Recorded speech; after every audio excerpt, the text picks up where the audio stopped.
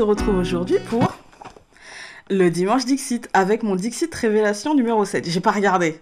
C'est ça? Ouais, c'est ça. J'ai encore du mal. Mais Alors, je pousse un petit peu mon bazar et on va y aller. Alors, qu'est-ce que le Dixit? Le Dixit est un jeu de société à la base. Donc, celui-ci, il est de chez Libellude. Libellude Enigma. Voilà. Vous trouverez ça chez Pickwick, hein, ou dans n'importe quel magasin de jouets, ou encore sur Amazon. Voilà. Dans le rayon jeux de société. Donc là, on en a 3 qui se sont retournés, donc non, on n'en veut qu'une. Et donc, c'est un jeu de société où, pour toute la famille, qui demande en fait de créer des histoires, en fait, à base de cartes où il n'y a pas de texte, en fait. Donc, il y a un plateau, des dés, etc. Et il faut créer des histoires. Voilà. Donc, c'est plutôt cool, déjà, pour faire travailler l'imagination des enfants. Moi, j'aime bien ça. Et puis, j'ai vu sur la chaîne de Solveig, pour ma part, je sais qu'à chaque fois, je reçois des mails en disant mais pourquoi tu dis à chaque fois la chaîne de Solveig, c'est pas elle qui a commencé. Oui, c'est vrai, c'est vrai, c'est vrai. Mais moi, c'est sur sa chaîne que je l'ai vu, donc on en a une. C'est sur sa chaîne que je l'ai vue. Et donc, c'est elle qui m'a donné envie de commencer ce truc. Et moi, je continue. Elle a arrêté. Moi, je continue. J'aime bien ça.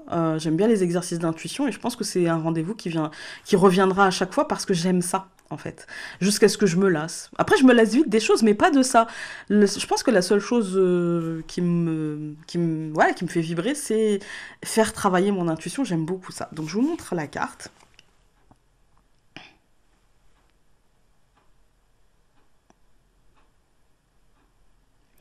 Et donc, je la mets là. Je ne mets plus dans les tirages les cartes parce que j'ai investi donc, pour justement m'éviter, parce que sinon le montage durait 2h30. Hein. Donc, mais pour le Dixit, je continue. Alors, eh bien écoutez, ça me fait penser, vous allez me dire déjà, ouais, Noël, machin. Mais en fait, quand on regarde bien, là je vous mettrai peut-être un focus sur les petites choses qu'il y a sur l'ours.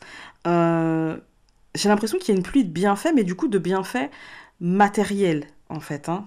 Là, on parle de matériel, mais j'ai l'impression que cette pluie de bienfaits matériels vient de notre calme émotionnel, vient de notre foi, parce que les étoiles, parce que les bougies, parce que l'ambiance du truc, j'ai l'impression que ça vient de notre foi, et que notre foi nous permet, notre confiance en l'avenir, notre foi en l'univers, notre foi en nous permettent d'accueillir en fait cette abondance matérielle parce qu'il y a quand même le signe dollar, le signe euro, le signe de la livre, tout ça, et après d'autres signes que je ne connais pas, mais et puis c'est cadeau. Moi j'ai l'impression que là, en rapport avec le tirage, j'ai l'impression qu'on va avoir, comme dans le tirage en fait, un bien-être émotionnel qu'on va devoir chercher ou qui sera déjà en nous, qui nous permettra d'atteindre un bien-être financier qui va transpirer dans le quotidien, en fait.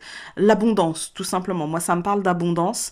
Mais aussi, parce que l'ours, il est quand même assis, endormi, c'est comme si, en fait, pour atteindre cette abondance, il avait fallu de la patience, il avait fallu de la maîtrise de soi, et d'ailleurs, on l'avait eu la semaine passée, le tirage de la semaine passée, justement, cette abondance avec la tempérance, etc. Pour moi, enfin, cette patience, cette maîtrise de soi avec la tempérance, qui amène par la suite l'abondance, en fait. Pour moi, c'est ça. Les suites de ce calme intérieur recherché, de ce recentrage, de cette maîtrise de nos émotions, permettra d'accueillir ce qui arrive, que ce soit d'ordre financier ou que ce soit d'ordre émotionnel ou que voilà. Mais moi j'ai l'impression que ce sera plutôt d'ordre quotidien. En fait, vous voyez, quand je dis quotidien, c'est dans votre vie autour de vous. Si vous aviez des petits soucis, eh bien ça se règle. Si vous aviez des ambitions, eh bien on en prend le chemin. Si vous aviez des concrétisations que vous attendez, eh bien, ça se concrétise. Voilà, il y a de tout ça. Pour moi, c'est un cadeau. C'est une très jolie carte pour moi. C'est une très très jolie carte. Après, on est un peu dans la contradiction. Parce que, quoique pas tellement, parce que là, ça me parle de Noël. Là, on arrive au printemps. Vous allez me dire, bah si, rien à voir. Ouais, mais pour moi, Noël, c'est le début de l'hiver. Et là, on arrive au printemps. Du coup, est-ce que c'est pas ce qui a été fait pendant l'hiver qui, là, avec cette carte, nous annonce que tout ce qui a été comme travail fait pendant cet hiver, d'introspection, de recentrage, de repos aussi, eh bien là, finalement, on nous annonce que peut-être ça va se réveiller. Vous voyez, qu'on quitte cette période-là pour accueillir quelque chose d'autre. Ça peut me parler de ça aussi. Parce qu'il y a beaucoup de lumière. Hein. Et on a comme un lever de soleil derrière les immeubles. On a comme une sorte de lever de soleil, d'aurore, un petit peu. Voilà, bah écoutez, je sais pas vous ce que cette carte aura réveillé en vous, mais moi ça a réveillé ça.